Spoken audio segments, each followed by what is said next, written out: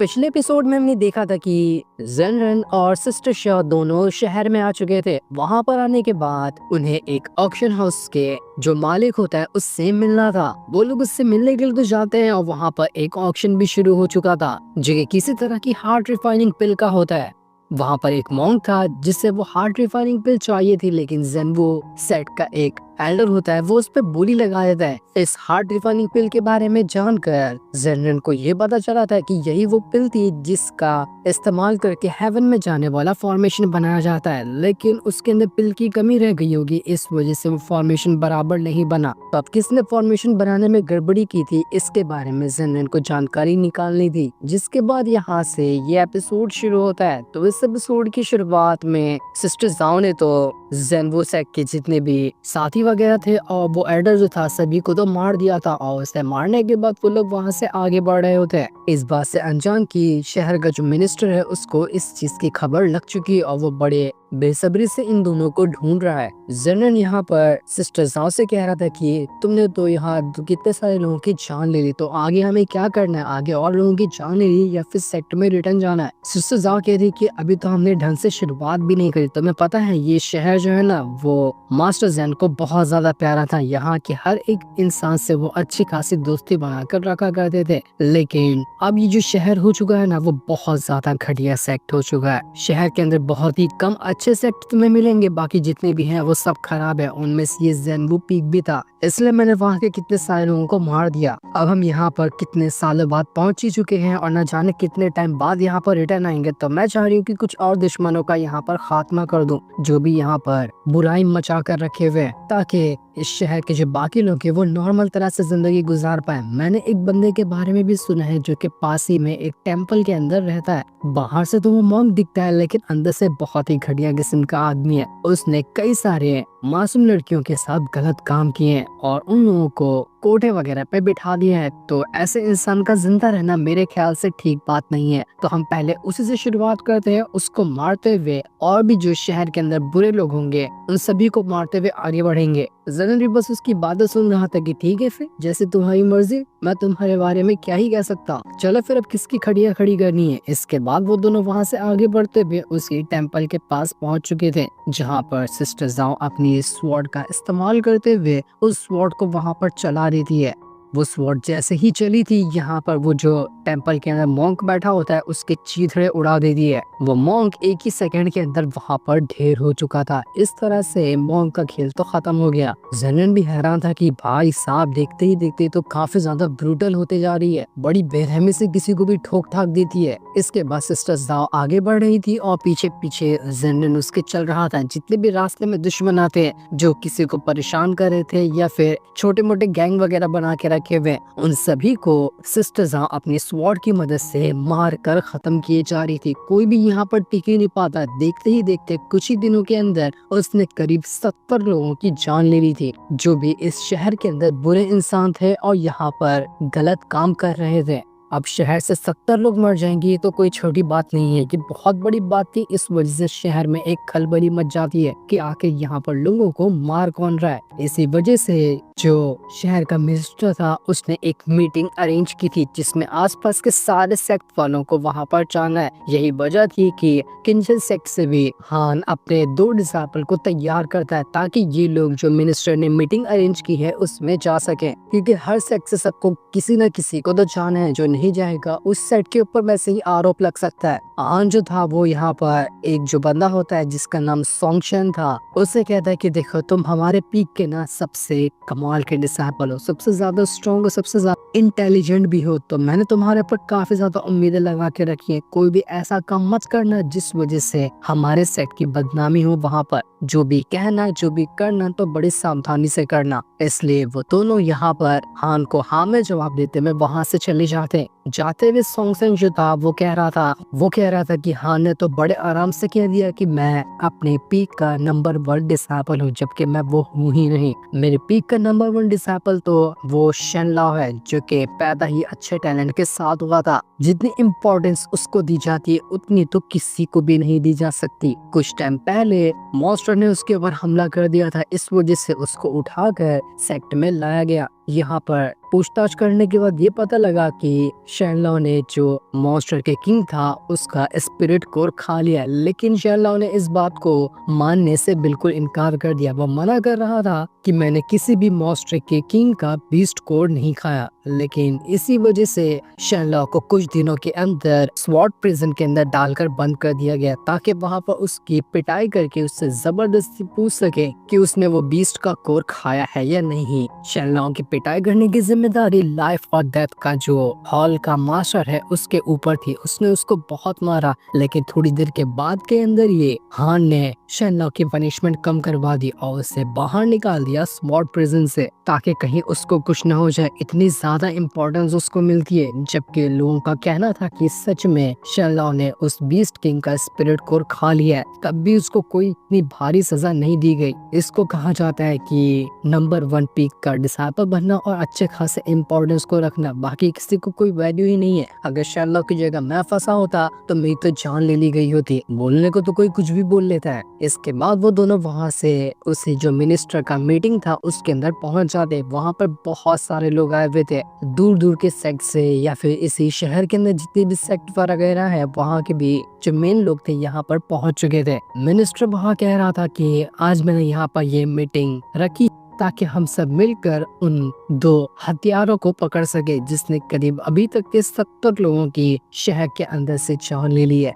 उनमें से सबसे ज्यादा है ज़ेन्बू सेट के मेंबर, सबसे ज्यादा उनको ही मारा गया। उसके बाद बाकी लोगों को भी मारा गया। अगर हमने उन्हें ऐसे ही छोड़ दिया तो 70 की जगह 700 भी हो सकते हैं, इसलिए हमें आज ही से कड़े कदम उठाने पड़ेंगे। वो लोग इतनी सफाई से किसी की जान लेते हैं कि पता ही नहीं चलता कि उन्होंने कुछ सबूत छोड़ा भी है या फिर नहीं। कि अभी तक के हमें सिर्फ इतना पता है कि वो एक लड़का है और एक लड़की है, जिनमें से दोनों किसी तरह की सामुराई वाली हैट पहनते हैं। इससे ज्यादा हमारे पास कुछ खास इन्फॉर्मेशन नहीं है उनकी। यहाँ पर सभी को मीटिंग में बुलाने का ये मकसद है कि ताकि आप सभी ने अगर किसी इस तरह के बंदे को देखा है तो वो आप यहाँ पर हमें बता सकते हैं, या फिर अपने सेट की भी निगरानी कड़ी कीजिए ताकि आसपास वो दोनों दिखाई दें तो उनके बारे में जानकारी मिल सके। अगर कोई सेट इस चीज के लिए मना करता है तो वो सीधा सीधा गुनाहगार माना जाएगा, मतलब कि उन दोनों के साथ उनका कोई ना कोई तो रिलेशन है, तभी वो सेक्ट पीछे हट रहा है। अगर बाद में ये पता चला कि वो दोनों जो थे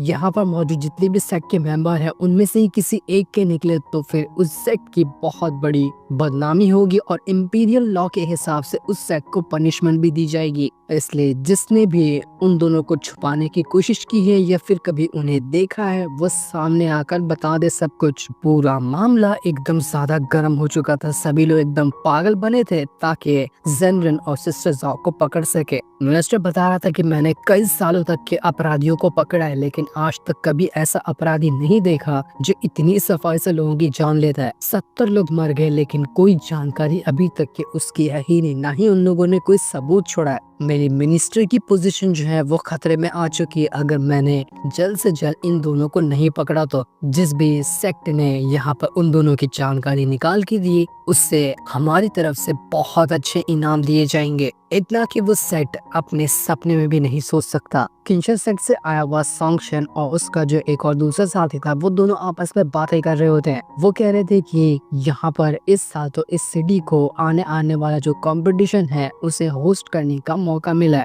उसी चीज की मीटिंग के लिए तो यहाँ पर इतने सारे लोग आए हुए थे और इस मिनिस्टर को देखो मीटिंग के अंदर इसने यहाँ पर उन दोनों के बारे में भी जानकारी बताना शुरू कर दिया ताकि कंपटीशन के साथ साथ यहाँ पर उन दोनों के बारे में भी लोगों को बता सके। वरना अगर ये खाली दोनों हथियारों के बारे में पूछने के लिए आया होता तो इतने लोग कभी नहीं आते। यहाँ पर आने वाला जो कंपटीशन है वो बहुत ज्यादा खतरनाक भी होने वाला है जो कि कुछ ही दिनों में स्टार्ट होगा। सॉन्गशन कह रहा था कि पिछली बार का जो कंपटीशन हुआ था उसमें वांग सुन नाम के बंदे ने बहुत अच्छा परफॉर्मेंस दिखाया था और उसको वो जीता भी था। वांग सुन की आइडेंटिटी के बारे में कोई नहीं जानता कि वो कहाँ से आता है, कितना स्ट्रॉन्ग बंदा है और वो कहाँ रहता है, लेकिन लोग कहते हैं कि वो स्वॉर्ड गॉड का जो है भाई है या फिर उसका बेटा भी हो सकता है। स्वॉर्ड गॉड से तो उसका कोई ना कोई रिलेशन जरूर है। वान सुंग के बारे में जानना बहुत ज्यादा मुश्किल काम है। वो सिर्फ कंपटीशन में आता है, उसके अलावा कभी नहीं आता। और मेरे ख्याल से इस बार के कंपटीशन में भी वो जरूर आएगा।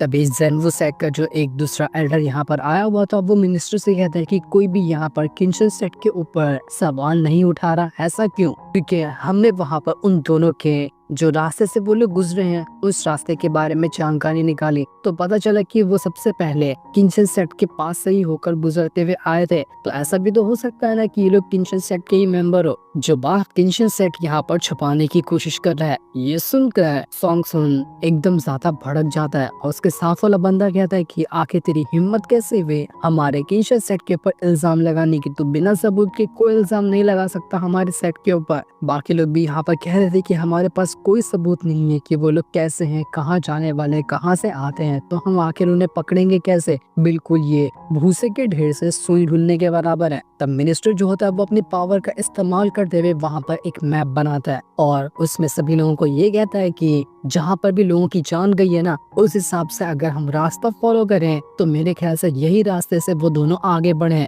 और अगर यही रास्ता वो लोग फॉलो करते हुए जाते हैं तो आगे जो एक सिटी पहुंचती है वो लोग वहां पर जाएंगे। अगर मैं गलत नहीं हूँ तो हम लोग वहां पर जाकर उन दोनों को पकड़ सकते हैं। लेकिन जिस सिटी में वो अभी जाएंगे वहां से अभी तक हमें किसी के भी मरने की खबर नहीं मिली है, तो ये कंफर्म कहना सही नहीं होगा कि ये दोनों उसी सिटी के अंदर मौजूद भी हैं या फिर वो लोग वहां पर नहीं गए, उन्होंने अपना रास्ता बदल लिया। मॉन्क और उसका जो छोटा डिसेबल था वो दोनों घबरा जाते कि ये लोग ने तो काफी अच्छी जानकारी निकाल ली है ज़ेनरेन और सिस्टर ज़ाओ के बारे में, कहीं वो उन दोनों को पकड़ ही न ले। तो वो मॉन्क वहाँ पर सबसे कह देता है कि देखो, जितने भी लोगों को उन दोनों ने मारा है ना, वो लोग कोई नॉर्मल इंसान नहीं थे, उनका पहले से ही क्रिमिनल रिकॉर्ड रहा है, ऐसे लोगों को ही मारा गया है, किसी मासूम या फिर किसी शरीफ इंसान को नहीं मारा गया। तो मेरे ख्याल से वो लोग अच्छा ही काम कर रहे हैं। ये सुनकर ज़ेन्वु सेट का जो एल्डर था वो भड़क जाता है। वो कहता है, बच्चे तेरे कहने का मतलब क्या है? वो दोनों जो लोगों की हत्या कर रहे हैं वो सही काम है? अब चाहे वो सही लोगों को मारे या गलत लोगों को मारे, मारना सही होता है क्या? किसी की जान की कोई कीमत नहीं है। आखिर तू एक मॉन्क है ना, मॉन्क का डिसाइपल है, क्या सिखाता तुझे तेरा मास्टर? ऐसे ही बात करना। ये सुनकर मॉन्क बीच में आता है और सभी से कहता है कि माफ करना, मेरा डिसाइपल जो है ना वो अभी बच्चा है, तो उसके मुंह से कुछ भी बातें निकल जाती है। मैं भी इस चीज के खिलाफ हूँ कि इतने लोगों को नहीं मारना चाहिए। कानून है, कानून के हिसाब से सजा दी जाएगी, इसलिए मेरे डिसाइपल जो गलती से मुंह से कह दिया उसके लिए उसको माफ कर दिया जाए। इसके बाद ये मीटिंग जो होती है वो खत्म कर दी जाती है। सारे लोग वहाँ से निकलने लग गए थे। मॉन्क का जो डिसेबल था वो मॉन्क से कह रहा था कि मास्टर आप ही तो बताइए, मैंने कुछ गलत कहा क्या? मैंने सही तो कहा था कि वो लोग सिर्फ बुरे लोग को मारते हैं, अच्छे लोगों को मारते हैं, तब ना हम उनके खिलाफ कुछ आवाज उठाते। जिस पर मॉन्क कह रहा होता है कि देखो, तुम यहाँ पर ना उनके बारे में बात करके उनको ही मुसीबत में डालने की कोशिश कर रहे हो। उनको तो मुसीबत में डालोगे ही, उसके साथ हम दोनों को भी तुम मुसीबत में डाल दोगे। इसलिए भलाई इसी में है कि जब जरूरत पड़े तभी मुंह खोलना, उसके अलावा तुम्हें मुंह खोलने की कोई जरूरत नहीं है, इससे में तुम्हारी भलाई होगी। इसलिए वो डिसाइपल अपना मुंह बंद कर लेता है। दूसरी तरफ ज़ेनरेन और सिस्टर ज़ाओ दोनों उसी सिटी के अंदर एक रेस्टोरेंट के अंदर बैठे हुए थे, जिसके बारे में मिनिस्टर को पता चला था कि ये लोग अब उसी तरफ जाने वाले हैं, और ये बात बिल्कुल सच भी थी। वो लोग वहीं पर आए हुए थे। ये दोनों जब बैठे ही होते वहाँ पर कि वहाँ पर एक लड़की आ जाती है जो कि कुकिंग वगैरह लाई थी ताकि उसे बचाकर दोनों का एंटरटेनमेंट कर सके। उस लड़की ने अपना यहाँ पर चेहरा थोड़ा सा छुपा कर रखा हुआ था। जैसे ही ज़ेनरेन और सिस्टर ज़ाओ उसको देखते वो उससे कहते कि अरे तुम तो एक डीमन कल्टीवेटर, तुम यहाँ पर क्या कर रही हो? तुम हो कौन? तुम्हें किसने भेजा यहाँ पर? ये सुनकर वो लड़की भी घबरा जाती कि तुम लोगों को कैसे पता चला मैं एक डीमन कल्टीवेटर हूँ? ये चीज तो कोई भी नहीं पता कर सकता। अच्छे से अच्छी कल्टीवेटर की बस की बात नहीं है जो मुझे पता कर ले कि मैं डीमन चीजों को कल्टीवेट करती हूँ।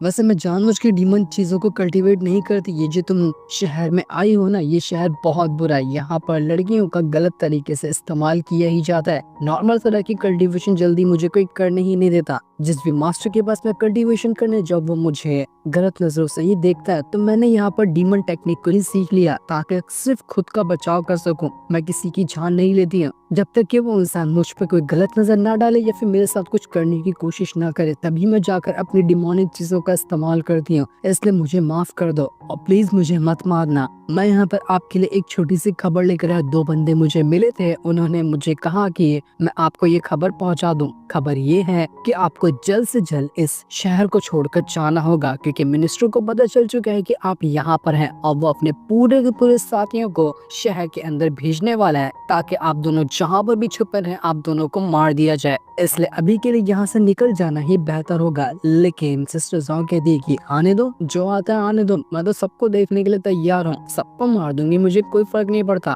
जेनन भी कहता है कि हाँ बिल्कुल ठीक है, फिर बताओ कौन से तरीके से किसको मारना है, मैं भी इसके लिए तैयार हूँ। बड़ा मजा आएगा इतने सारे लोगों से एक साथ फाइट करके। वो डीमन कल्टीवेटर कह रही थी कि आप लोग नहीं समझ रहे, वो 2-4 लोग नहीं आएंगे, पूरी की पूरी आर्मी को लेकर आएंगे, वो बहुत ज्यादा होंगे। इसलिए मेरी मानो तो आप दोनों का यहाँ से चले जाना बेहतर है, वरना आप मुसीबत में पड़ सकते हो। वो दोनों उस डीमन कल्टीवेटर से कहते हैं कि ठीक है तुम जा सकते हो यहाँ से, हमें जो करना होगा वो हम लोग खुद हैंडल कर लेंगे, इसलिए तुम यहाँ से चली जाओ। ये सुनकर वो जो डीमन कल्टीवेटर होती है वो वहाँ से चली जाती है। उन दोनों के जाने के बाद वहाँ पर सॉन्ग सुन अपने साथियों के साथ आकर पहुँच जाता है, जो इन दोनों को मिलने के लिए ही आया था। इसे पता था कि ये दोनों यहाँ पर मौजूद है। सॉन्ग सुन जो था वो सिस्टर ज़ाओ से कहा था कि मैं यहाँ पर आपके ऊपर डाउट तो नहीं कर रहा, लेकिन मुझे ऐसा लगता है ना कि जितने भी लोग यहाँ पर मर रहे हैं उसके पीछे आपका और जेन, और अगर मैं गलत हूँ तो इसके आप मुझे सजा दे सकती है। जिस पर सिस्टर ज़ाओ कहती है कि सजा देने की क्या बात है, हाँ बिल्कुल हमने ही